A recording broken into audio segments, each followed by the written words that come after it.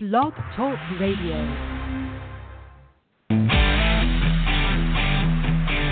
This is Franchise Today, brought to you by FRM Solutions, providers of the best-in-class software solutions for franchise relationship management. Franchise Today is your destination for weekly information, conversations, and interviews with accomplished industry leaders, all of whom share best practices for sustainable growth and sensible franchising. Here now, your host, Stan Friedman, to kick off this week's podcast with the SoLink part of the house.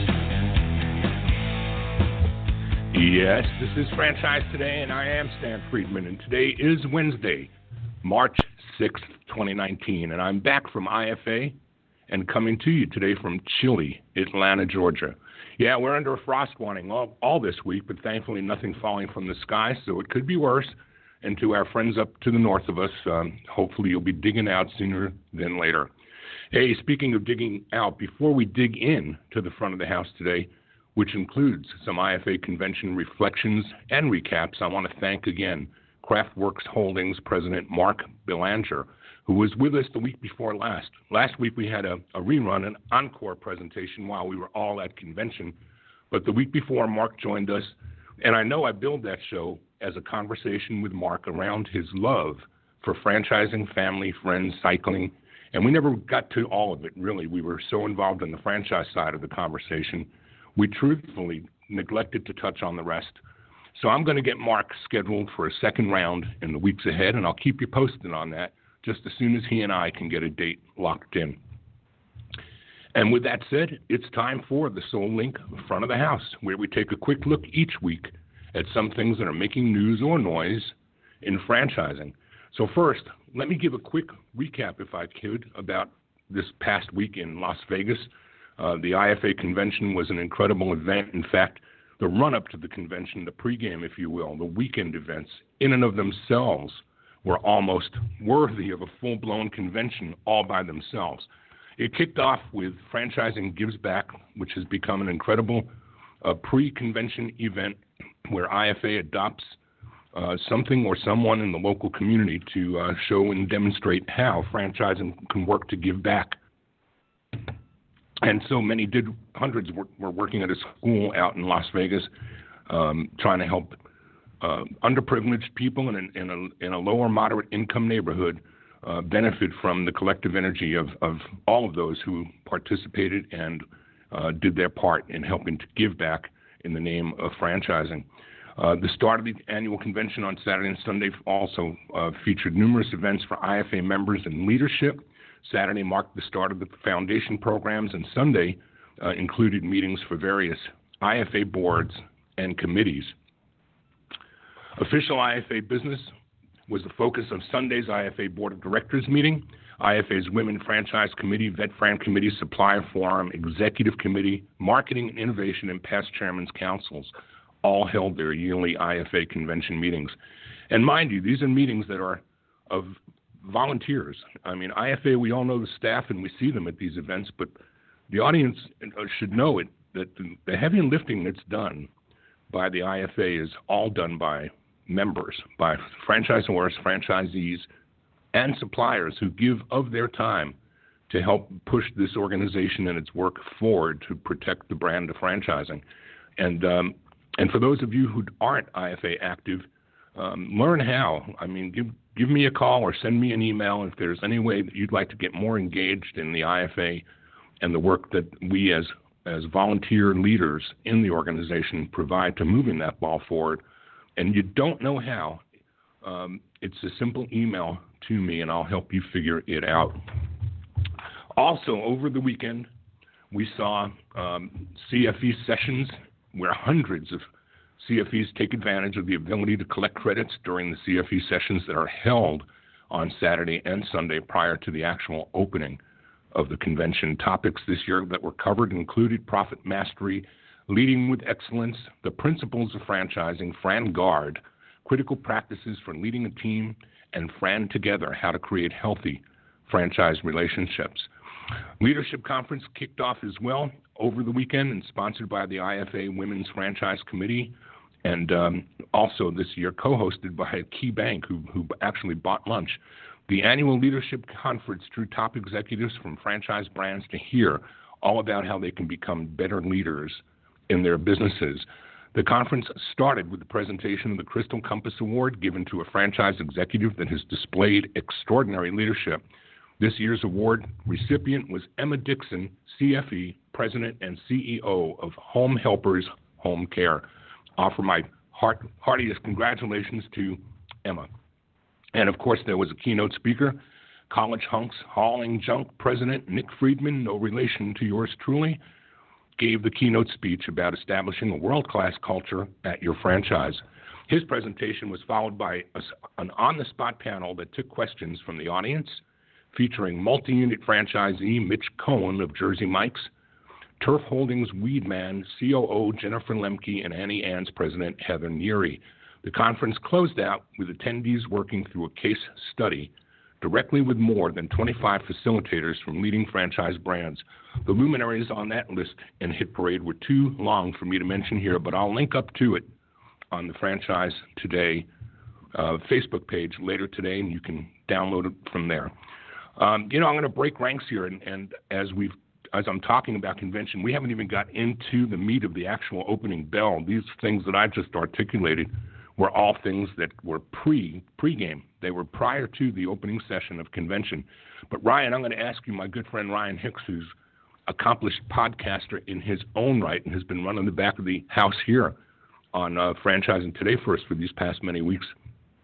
Key up your mic if you would, Ryan, because I'd like to get some feedback from you too about some of the things that we participated in and saw at convention. And I'm going to go into the Monday portion of the program, but I'm going to ask you to raise your mic and say hi before I do.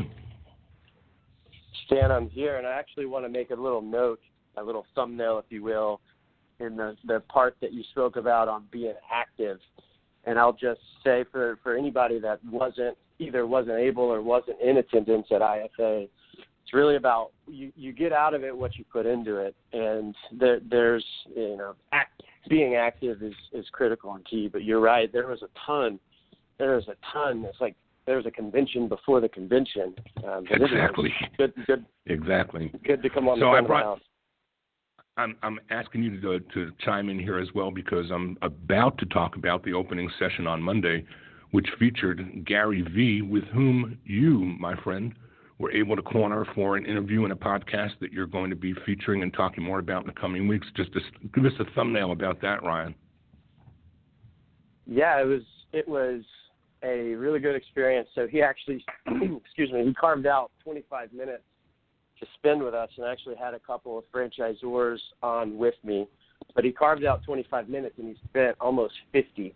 And the theme of the podcast was slightly different than the message that he had, during the keynote. So I think it was really good, but it was all about relevant content. There was a lot about personal branding, but it was a really good experience. And I think the last thing that I would say, he was very, very, very well received at the keynote.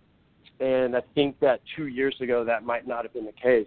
So I think that's just changing times. There's a lot of, it's a fragmented world out there when it comes to marketing. And I think that his message was really accepted. Well, that's great. I mean, that's great perspective, and appreciate you sharing it with the audience. Monday also saw the State of the Association speech given by IFA CEO Robert Crisante. Next Gen's Millennials in Franchising competition kicked off with its first round. The IFA Hall of Fame Award was given to Atlanta's own Steve Romanello, managing partner at Rourke Capital. Entrepreneur of the Year Award went to David Long, co-founder and CEO of Orange Theory Fitness. And there's an award given this year called the Fans of the Year, which I was tickled to see who got that, because these are a married couple from North Carolina, Charles and Carolyn Thurston, who I met, I don't know, maybe a year or a year and a half, maybe 2 years ago. I met them at a Faegre Franchise Summit, and they were brand spanking new. They were just getting their arms around becoming new franchisors. And here they are in such a short period of time, standing with Robert Crisante and being awarded IFA's Fans of the Year for the work that they've contributed to IFA's FAN. And congratulations to Charles and Carolyn Thurston of Wisdom Senior Care for getting some stage time this early in their IFA and franchising careers.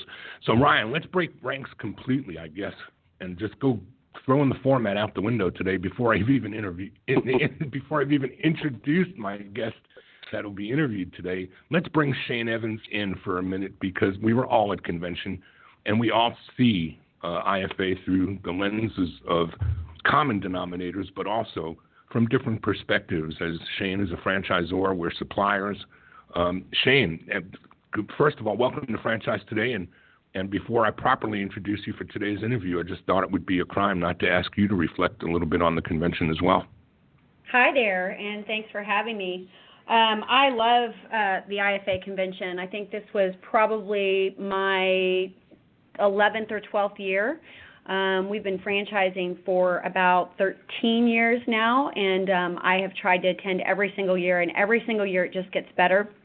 I love it because there are so many great people, just, a mix of entrepreneurs, founders of companies, as well as hired guns that just have so much knowledge and are making such an impact, especially for emerging brands. I think there's just so much to learn there. And, everyone I come across that is looking to grow their brand, whether it be organically themselves through capital partners or through franchising or what have you, I just really encourage to go to the IFA, because there's just so much there to gain. So this year was spectacular. Gary Vee was phenomenal. I thought there was just so much energy there, and heard just great feedback. Probably one of the best speakers, and I've seen a lot of great speakers there. From Colin Powell and George Bush and just Condoleezza Rice, like so many great speakers. But I thought Gary just brought a newfound energy to the conference and to the IFA, and is really relevant for now. I also got to join in on Ryan's podcast with Gary Vee, and that was a super amazing experience to just sit in with such a guru in today's marketing time. So I was appreciative of that. Awesome. Great feedback, and appreciate you sharing your perspective, Shane. Tuesday, things were rounded out with the IFA Foundation awarding its top honors, the William Rosenberg Foundation Leadership Award, to Mike Isaacson, owner of Insight to Execution, Merry Maids of Edgemont, Arkansas, and also a longtime franchisor for many, many years before becoming a franchisee. There was the Franchise 10X Super Session, and of course then there were the Business Solution Roundtables, which everyone loves more than anything at IFA. That if you ask people what they love more than just the networking, it's the opportunity to participate in the Business Solution Roundtables. And then of course there was the Diversity Award given to Ursa Jackson Tuesday. And just a few days, it really did feel like two conventions back to back, the weekend and then the Monday, Tuesday, and part of Wednesday, with more roundtables rounding out the agenda on Wednesday morning before convention was officially closed. And so that was the Soul Link front of the house. A lot of recap on an awful lot. I'm going to post as much as I can and links to other things that were IFA-centric over the last week. And you can also find a great deal on IFA's own Facebook page, with lots and lots of pictures up there of all of the wonderful times that we had in Las Vegas. And there you have it. That's the front of the house, brought to you by SoulLink, providers of some truly amazing loss prevention technology. In fact, SoulLink has done for loss prevention what Apple and Android did for cell phones. They've made point-of-sale and security camera systems smarter. Whether you operate a single unit or a multi-unit empire, or if you're the franchisor or an executive of a retail or restaurant brand that's concerned with unit-level economics, please take my advice and learn more about SoulLink today. When deployed, SoulLink's technology captures instances of exceptional behavior at all of your sites. SoulLink records everything that goes on in the front and the back of the house, eliminating the need to review hours of tape to identify these exceptions. SoulLink's technology captures it all and provides reports that actually direct your attention to the specific video clips of those exceptional transactions. This gives you full visibility into every action and transaction at every site from any device, and the ability to do so on demand, taking you right to the day's notable events. Whether these are unusual transactions or unauthorized activities, SoulLink utilizes your current point-of-sale and security camera systems, actually providing you with added value from existing systems. That's right, there are no new cameras or hardware required for SoulLink to work for you. Catch up with them at the upcoming multi-unit conference in Vegas, or as always, find them online at www.soullink.com. And so now for today's proper introduction of today's guest, it's my absolute pleasure to introduce you to someone I've grown to know pretty well over the years and who I'm proud to call a peer and, moreover, call her a friend. Shane Evans got her start in sales early in life at age 16, just about 20 minutes ago, right, Shane? When she was calling around to hotels, selling cheesecakes for her parents, who operated a wholesale bakery business. By age 18, Shane was working for a national fitness company, selling gym memberships, and quickly moved into management, supervising a staff of more than 30 people while learning accountability from some very demanding owners. Fast forward the tape, today Shane still believes in accountability, but in a very dramatically and drastically different form from her early years pitching cheesecakes or gym memberships. Today she's the president and chief operating officer of Massage Heights. So Shane, I always start my interviews with a reflection on the fact that franchising is not intentional, that most people don't endeavor to be or study to become involved in franchising, but rather franchising finds us. So if you would, let's start today's conversation by telling the audience how that happened for you and what led to the back of the napkin business plan that Wayne and you developed that has become Massage Heights. Okay, at first I've got to say I can't believe you had to take it that far back to cheesecakes at 6. That's funny. But you know what? That experience that I had with my parents being so entrepreneurial, I think is ultimately what brought me here today. And all those life experiences, certainly when I look back, are what paved the way. Watching them, hold multiple jobs and then have their own business and multiple businesses throughout the years, and being in the sales business, but doing it ethically, treating people right. They were just role models of just what's right in this world and how you should treat people. And so I learned a lot from them. And then, yes, my experience working for a very large health and tennis corporation for a number of years, and Wayne's too. And by the time he left that company, he'd been there for 14 years and was just sort of the guy that would literally go in and fix these clubs that were failing and markets that were having a hard time. So we did some moving around.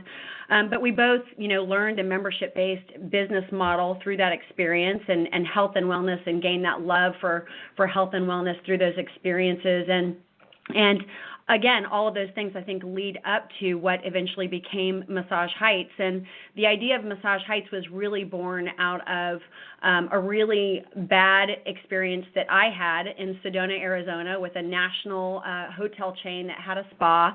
And I got taken late, cut short. It was really fluffy and not very therapeutic. I didn't get a benefit from it. There was no education in what it was that I didn't know what to ask for. And so I certainly didn't get what I wanted.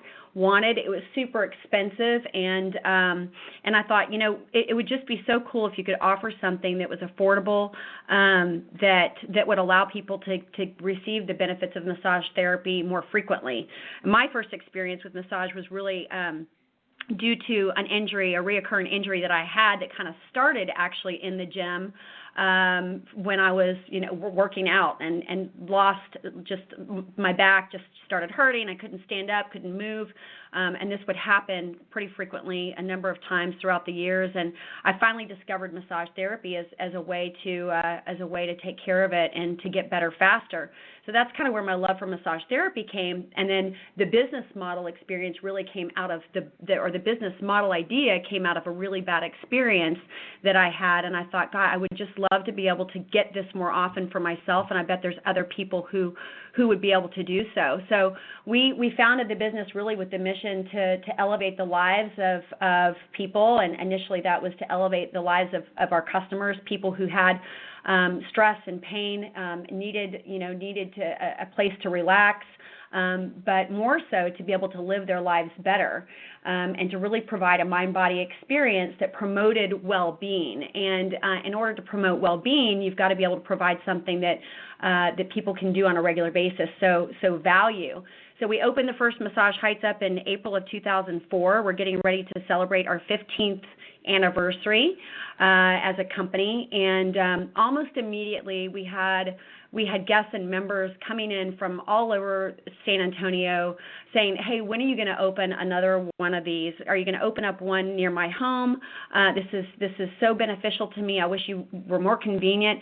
And then people started asking us about, the business model and how they could invest. Could they open one themselves? And that was really how the idea of franchising came about for us. And I've got just a really quick story on that. We didn't know anything about franchising. We just knew that we needed to expand our model pretty quickly. And so we started looking to expand by opening our second location, and we did that within 9 months after the first one with the profits of the first. And when we started hearing about franchising, we didn't know anything about the model, and knew that we needed to find an attorney to be able to help us with that. And I know where this is going, Shane. Yeah. You know where this is going. It was our good friend Mike Drum that really ended up ultimately helping us with franchising. He was a pretty young lawyer at the time. I was a pretty young entrepreneur at the time, and we partnered up, and he taught me really kind of everything I know today, and was really more than a lawyer, but just a friend and mentor, and helped us make some really good business decisions in the beginning. So, long answer to your short question. No, it's a great answer, and in fact, it's not long enough. I want you to unpack it even further and talk about how this isn't just you and Wayne that you brought into this vision for this business, but your brothers. You've got two brothers, you've got your mom. Talk about this family endeavor, because this is taking a business that's new to all of you and getting your whole family, which is something you grew up with, right? You grew up in the business of your parents, and they not only taught you the things about business, but obviously they taught you the value of family working together. So how did you get Glenn and your brother Brett involved, and your mom involved, and all of them on board to stop doing whatever they were doing or to get excited about this? How did that look? Sure, and I should go back a little bit too, because it wasn't just my parents that were entrepreneurial. I mean, it really started with my dad's parents. My dad was from a really small town in Wisconsin, and really small town. Pittsville, Wisconsin is the name of it. There's a sign as you enter that says it's the exact center of the state, and it's population 800. And they owned the only grocery store, and then my grandfather was like the mayor, the chief of the fire department. I mean, he was everything, but they owned that little grocery store, and I think that's where my dad probably got his entrepreneurial spirit, and really coming from a small town where everybody, you've got to do right by people, right? And so I think that's where a lot of those values come from.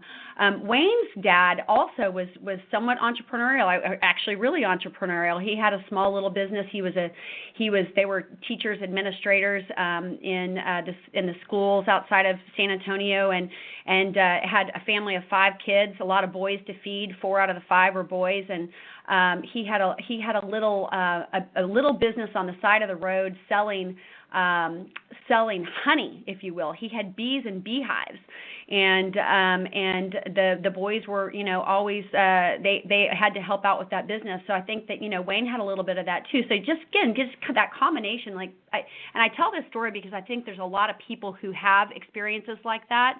And they don't necessarily realize that they've already learned some of those entrepreneurial skills along the way. And so if they're ever thinking about starting a business, that maybe they should just take the plunge, which is what we did. But getting back to your question about getting more family involved, my brother Glenn, I'm the oldest of 3.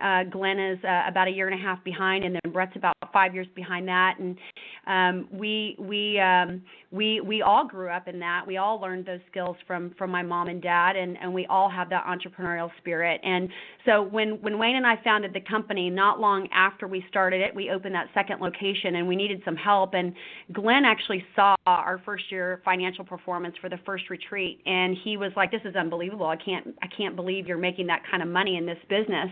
And if you're going to grow this thing, you need to systemize your standards. You need operations manuals, because whether you have 2 locations or 3 or 5, and you're opening them yourselves, and you've got different managers in those, or you're franchising, you've got to have standards if you're going to grow a brand. And he actually had more business experience than we had. He'd owned several other businesses prior, and I really respected his opinion. So he came in about a year after we started the business and helped us sort of get those standards in place for that second location. And not long after, we brought him in to the franchise side of the business when people started asking about franchising. It was just a good partnership. The 3 of us, we all had different skill sets that we brought to the table, and I think just we worked really, really well together. As we grew, as the franchise company started growing, and we all served in different capacities, from franchise development to operations and training, and wearing all those different hats that you do in the beginning, we needed to add more people, but quite frankly, we weren't in the position to really pay a lot of people, and we had these passionate family members that really wanted to help us. And so we brought Brett in, my youngest brother, who just started kind of helping with anything and everything that we needed, as well as my mom. They were just both willing to do whatever it took to help us get the business off the ground and really help our franchisees better. So that's kind of how they came into the mix, and then eventually they really started playing some key parts in the organization. I want to talk, before we go to the break, I want to talk a little bit more about the value proposition from the consumer's point of view, and learn a little bit more about what it is you've built and how you continue to evolve and grow. And tell us about how Massage Heights treats the consumer to an experience unlike anything they'll find at any other local or franchised massage company. Sure. I think, number one, it starts with people and values. And so Massage Heights is very selective in the types of people that we bring into our franchise family, and that really starts with, obviously, our executive team, but the franchise partners that we bring on. They really have to be, they have to align with our company values. But as one of my franchisees calls himself a peoplepreneur, and I think that's super critical. We are in the business of people. Most businesses are, but our people, meaning our massage therapists and skin therapists, are really the product that we're selling every day in order to sell the therapeutic well-being services that we do. And so the people part of our business is super critical. It makes it simple because we don't have a lot of inventory, we don't have shrinkage, spoilage, all those things that you might see in the restaurant business. But we have to have people that really take care of people.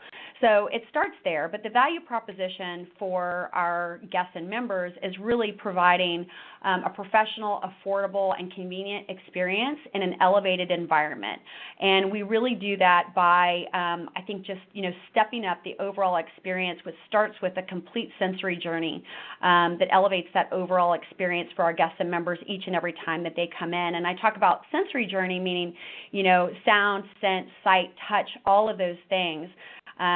Sound, like before you even enter our retreats, there's this just beautiful soothing music, and that continues as you come in. You walk in and you smell the aromatherapy, and we've got a signature scent that's lemongrass that is in each of the locations. And so that sensory journey continues, and that sensory journey then continues into the room, where you get to customize the types of aromatherapy that you get based on what it is that you're trying to achieve that day, from relaxation to energy to what have you.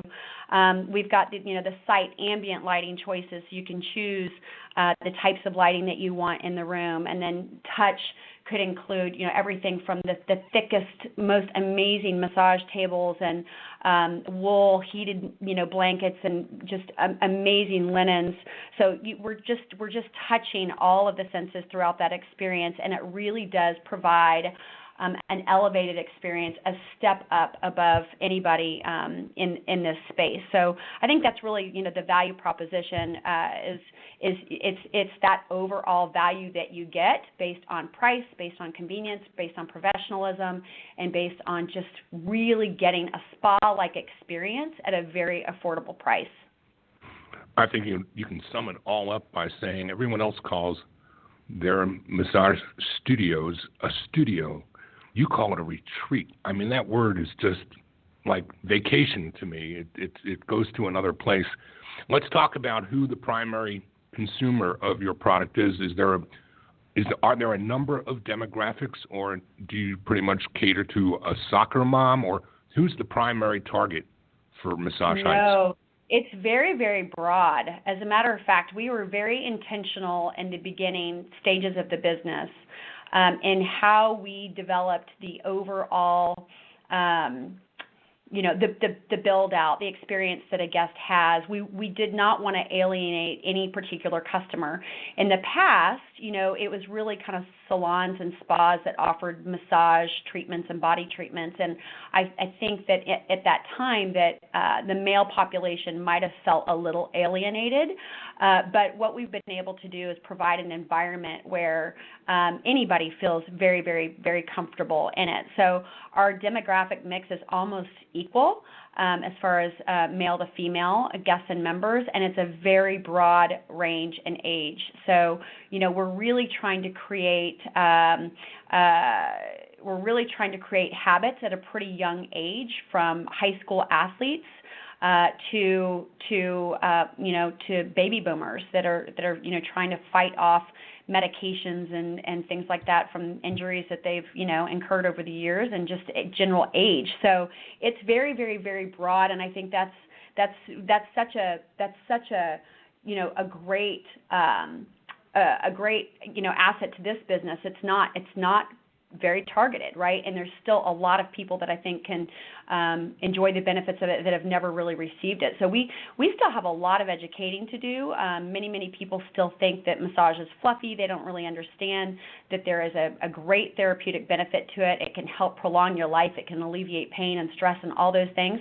And so the education is there, and there's still a population of people that we have, that we need to get to. So it's really sort of a blue ocean.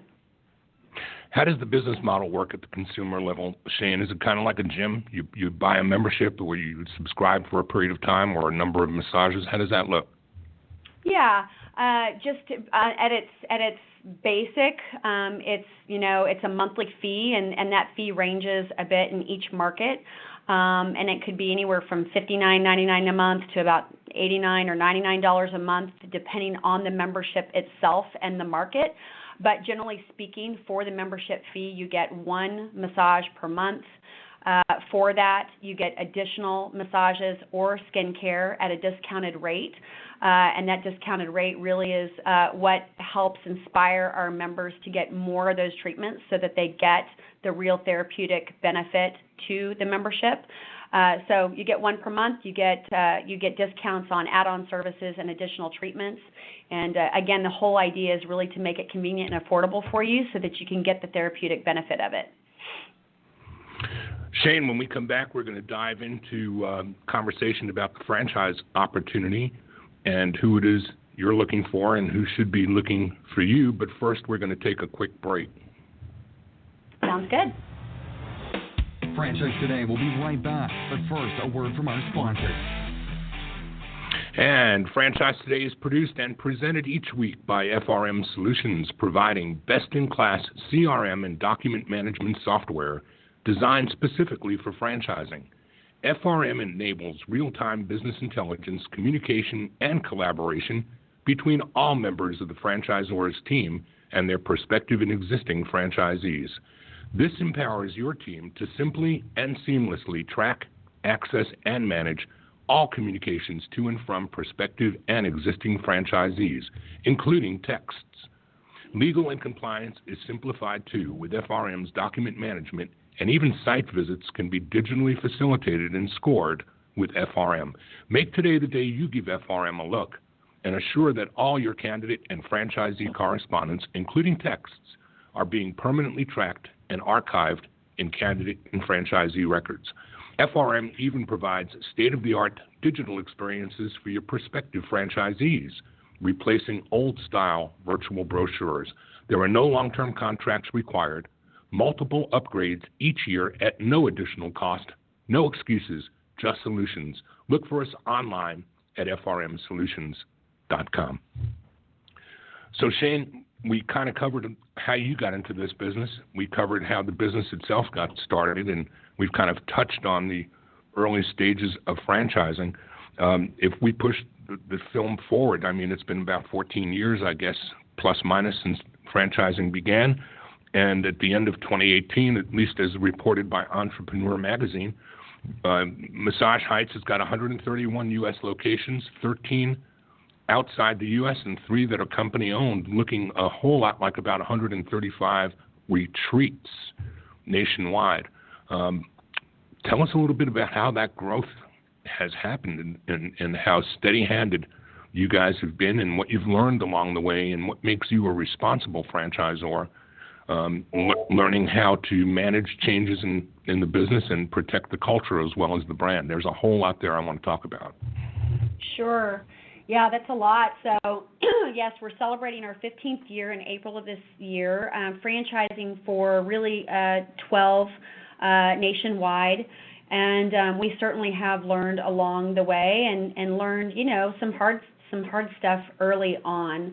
When we started franchising nationally in 2007, we originally started franchising through kind of a regional developer model or sort of master franchisee model. And then we did have a bit of it. We awarded quite a few territories in the beginning, and then we had a little bit of a slowdown in 2008 and 9 with sort of the financial crisis, and banks weren't lending, nobody could get money, and all of that. But we were able to really grow through that model.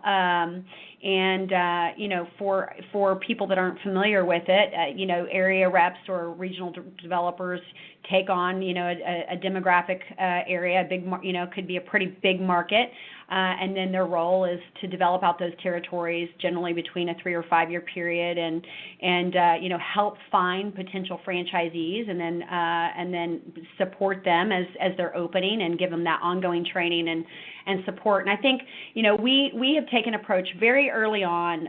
My very first IFA conference was in Orlando, and I think it's at the World Center, which I think is where it is next year, if I remember correctly. And I remember Glenn and I, my brother Glenn and I, who's one of my partners, going to that conference and sitting in on a session of franchisees and franchisors who I didn't know any of them at the time, but I just remember the conversation about this franchisee saying, look, my franchisor really provides value when they come into my business.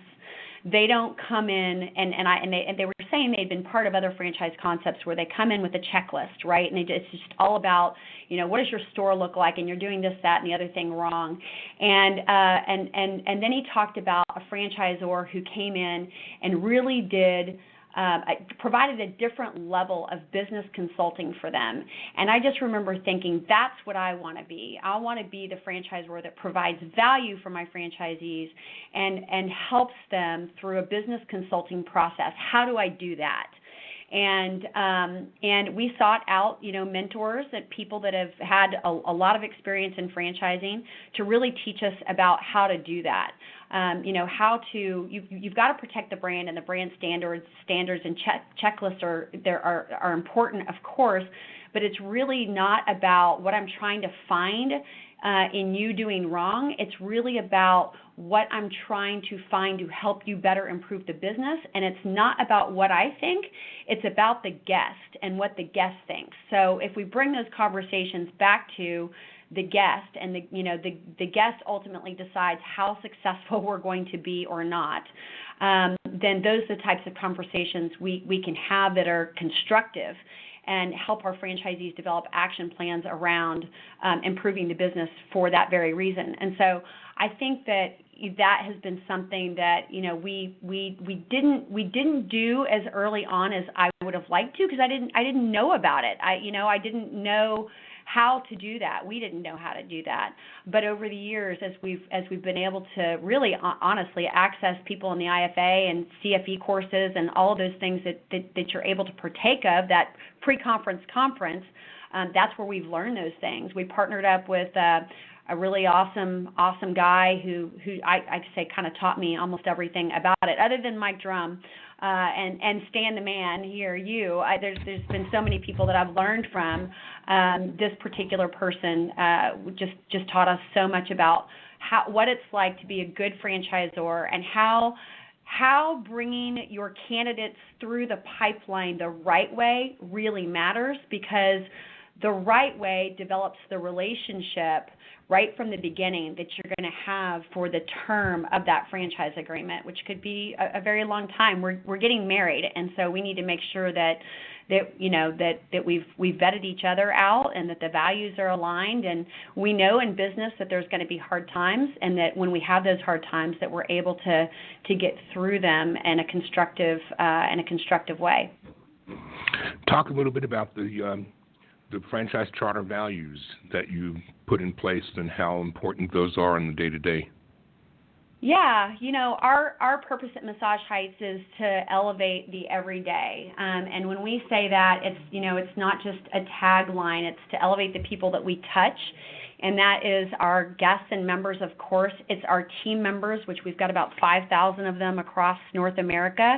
But our number one job here at the Massage Heights corporate office is to elevate the lives of our franchisees. And so, simply put, I tell everyone in our system that you don't need an operations manual to really know how to treat people. You don't need to resource an operations manual to figure out what to do about a particular problem. You just think about how do I want to be treated, right? Do unto others as you would have done unto you. And so that's sort of the motto. Our values are loyal, authentic, passionate, and diligent. We're looking for really loyal people that care for mind, body, and spirit in every single one of our relationships. They've got to be passionate. They've got to invest love and energy into everything that we do, from taking care of our guests to taking care of our business and taking care of our franchisees. We've got to be diligent. We've got to, diligence is to, execute consistently to achieve the results that we want. And I think we've also got to be authentic. That's one of our other values. That's living true to ourselves and to our values and who we are. And so those we lead with those values. We hire through those values. We make changes through those values. And I think that in the line of business that we're in, where we are literally touching lives, no pun intended, we are helping people live their lives better, be the better versions of themselves, whether it be through getting therapeutic massage and skincare services, or through owning their own business and living out their own entrepreneurial dreams, that those values are super critical in doing so, and we have to live by them each and every day. I read in the Franchise Times story that was done on you, the interview back in 2017, a quote where you said, "I used to think that culture was a fluff thing, but it's not. Yeah. It's everything." Yeah. And it's literally, everything. I hear that so clearly. I hear the words, but what I hear is your passion and your belief and your commitment. Let's talk about who it is that would make a great franchisee, and what do they need to bring to the party, and then what do you train them on that they, once you know you've got the right person? How do you go about that, Shane? Sure. I do say it's everything, and I say culture is as culture does, right? And so I think, a part of the process that we use when we are meeting with candidates for the first time at the corporate office. So they've already been vetted, they've qualified in all the different ways that they need to. But, we bring them to San Antonio to really meet with our executive team, and we just sit down and have a meal together. And, we ask questions and allow them to ask questions that help us identify really, behaviors and how we would behave, and if in fact there was anything that we needed to address. And so I think that's a really important thing. But I get back to peoplepreneurs. This is a people business, and people really need to be people. They need to care about people. We're obviously looking for people that have experience in sales, marketing, management. Those things are very, very helpful. But the most important aspect for our operators is that they just really love people. They love helping people. They love growing people. They want to see their own people successful and grow into leadership positions, that they lift people up, that they elevate lives. And that's the number one characteristic really that I'm looking for is passion for people. And with that said, so are you taking on, where in the beginning of the years you said you were doing area development, are you taking on multi-unit or single-unit operators now? What model are you operating under in today's world? Yeah, we are primarily we're doing single units. We do, yes, for the right person, we're certainly taking on multi-unit operators as well as area reps, but the qualifications there are different. I feel that you've got this model does very, very well with an owner operator in place or a key management person that has come through the training at Massage Heights. So you want to be a multi-unit operator, and we certainly have many operators that are. We also have many operators that have not just multi-unit experience, but multi-brand experience from the food space, other health and wellness concepts as well. But we've got to have a key operator in place that is working that day-to-day business. So we look at all candidates as far as single multi-area, but we are really diligent in sort of our vetting process as to who we will allow to have those bigger territories. And I've heard the word elevate a couple of times in this conversation. Shane, let's talk a little bit about how your corporate model has been evolving and elevating and preparing to have the bandwidth to perhaps bring on more brands. Sure. We kind of had to take a look at our family business a few years ago and get a better grasp on where we all fit. And so we've developed a management company called Elevated Brands, and Elevated Brands is a shared services management company that really helps proven businesses emerge into the franchise space. And we do that by leveraging, our experience in franchising as well as professional resources that, emerging brands might not otherwise be able to afford. So Glenn Franson, my partner and one of my brothers, is the CEO of that company, and he's been helping another emerging brand into franchising. We have another company called Summit Franchise Supply, which is our distribution company. It's a supply chain, and that was set up really to help our franchisees get their stores open faster and more efficiently. And Brett Franson, who's my youngest brother, has oversight of that. And by the way, he and Glenn owned a distribution company for many, many years before we started Massage Heights, so that's really right up his alley. My mother oversees our nonprofit organization, so we are a philanthropic organization. We have a 501c3 called Heights Family Fund, and the Heights Family Fund was set up to really help team members in need. So these are team members of our franchisees that are in crisis situations. We've been able to help a lot of people through that philanthropic organization. And then Wayne, my husband, he oversees the retreats that we own. And so we actually own 4 stores, either by ourselves or with partners, and then we also have a joint venture in Austin. But Wayne has oversight of those. So by sort of, by ensuring that each family member who's passionate about this business and many aspects of it had their place in which they're the most passionate and can be most effective at, we were able to then identify other seats that we needed where we could bring in more experienced franchise professionals. So we've been developing that team over the last few years. We've got Senior Vice President of Operations and Development, Tim Hicks, who's been in the franchising space for 30 years and has experience in health and wellness with some very big brands.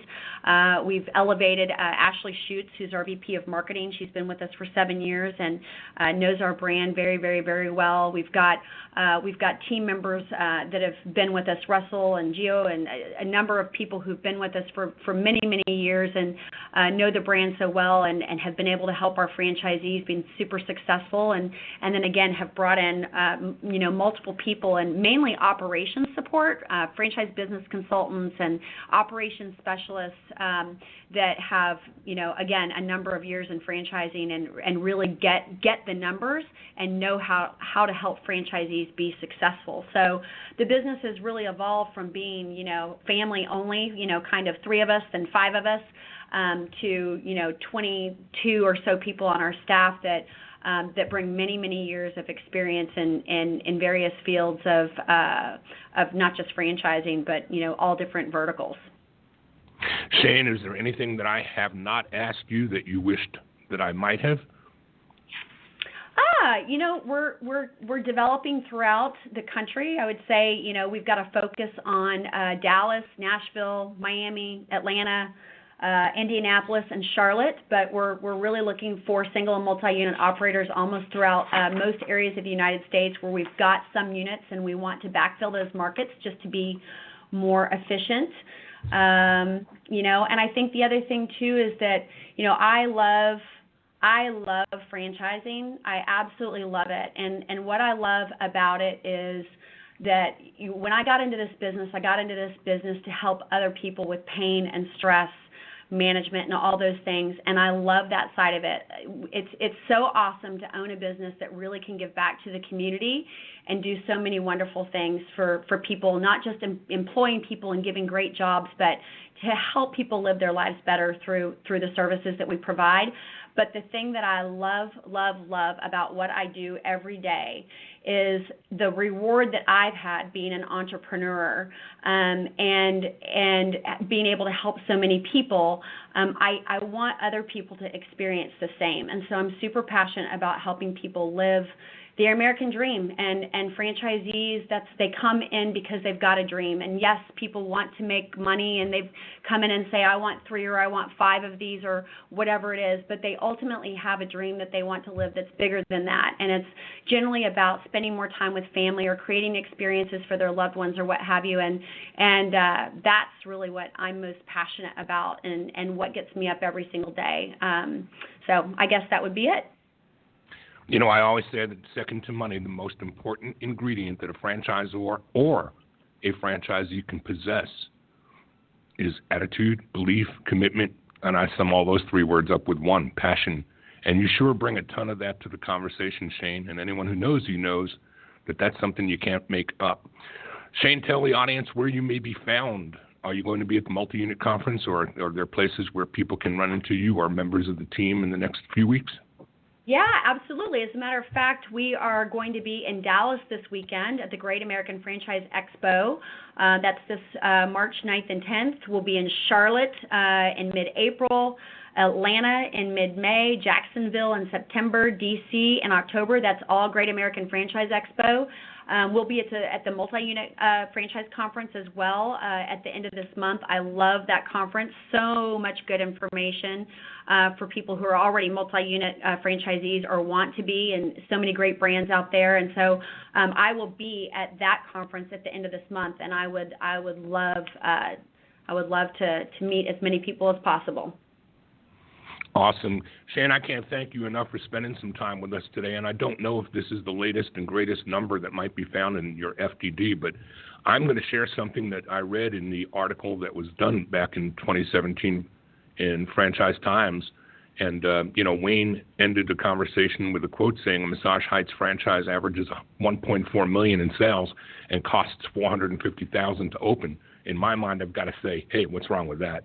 Shane, it's great having you with us today, and I look forward to seeing you back out on the trail as you continue to bring your business to new heights as the President and Chief Operating Officer of Massage Heights. Thanks, my friend. Thank you, Stan. Hey, Ryan, why don't you come back in here and join me for a minute or two so we can round things out because we've got a couple of minutes left. And what a great story. I love when franchisors have the kind of level of energy. I think that, I've had one interview with Josh York from Gym Guys who every time I see him says, have you met anybody yet that has a level of energy as high as mine? And I still have to say no. Josh just caps it when it comes to that. But when it comes to passion, if you don't remember the words, you can't help but remember how Shane Evans makes you feel. I mean, she's just filled with love for the business and love for franchising. I think you summed it up perfectly when you said passion. You said the ABCs. I forgot what they were, actually. But yeah, there you go. The summary was passion, and it comes through for sure. Hey, Ryan, anything else you wanted to throw in and what's going on in your world? And you've got some things upcoming, and I think you're going to be participating in the Unconference, aren't you? Yeah, I'll be participating in Unconference. It's a very, very good conference. If there are any franchisors or franchisees out in the audience that have not heard of the conference or don't plan on attending, I would definitely take a look at that. Maybe we can post up a link. And then also, sure. One last thing, I'm a part of the Friend Pack, which is the task force. Friend Pack is basically the political action committee that helps franchise business owners basically through bipartisan Capitol Hill work. And so we would love to get more people involved. It's really, really critical for franchising. It does a lot of really good work. And so if you can text FAN, that's FAN, to 52886, you can get more information. I'd urge folks listening to do that. That's FAN, FAN, to 52886. Well, happy to throw that plug in there, Ryan, and do our part to help the work that you do on the FAN and on the political action side of IFA grow. And proud, too, to tell you that I got asked to join the leadership circle, if you will. It's the Leadership Council of the IFA's Educational Foundation. Mike Isaacson and I, who Mike now is here in Atlanta. We're going to have him on in a week or two. And we'll probably need to do that in multiple episodes as well, because Mike's got a lifetime of experience in and around franchising from every aspect of the business, and to have him on as a guest is going to be something the audience should look forward to, and I'm looking forward to seeing him now that we're both living in Atlanta. Ryan, I'm going to see you in about 3 weeks. I would love to not gloss over that, by the way. What an honor for you to be asked to do that, to participate in the Educational Foundation. That's a significant thing to be invited to. So what an honor. And I also want to thank you, because I learn from you every week, obviously, but daily. And so I appreciate you, and what an honor. Congratulations. Thank you, my friend. And I think that's going to be a wrap for this week. We'll be back next week at the same time. And until then, my name is Stan Friedman, wishing you the best, the very best of all things franchising, as my good friend Paul Segreto said for so many years before this mic landed in my lap. Franchise Today is out.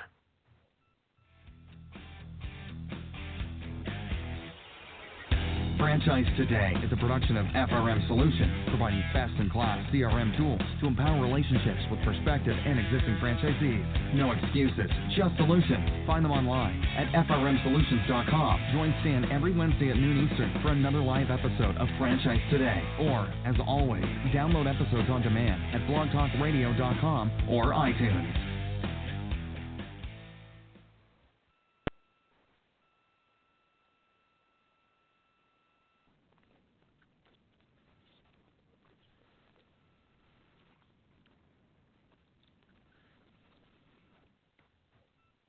When you're part of a military family, you understand sacrifice and support. At American Public University, we honor your dedication by extending our military tuition savings to your extended family. Parents, spouses, legal partners, siblings, and dependents all qualify for APU's preferred military rate of just $250 per credit hour for undergraduate and master's level programs. American Public University. Value for the whole family. Learn more at apu.apus.edu/military.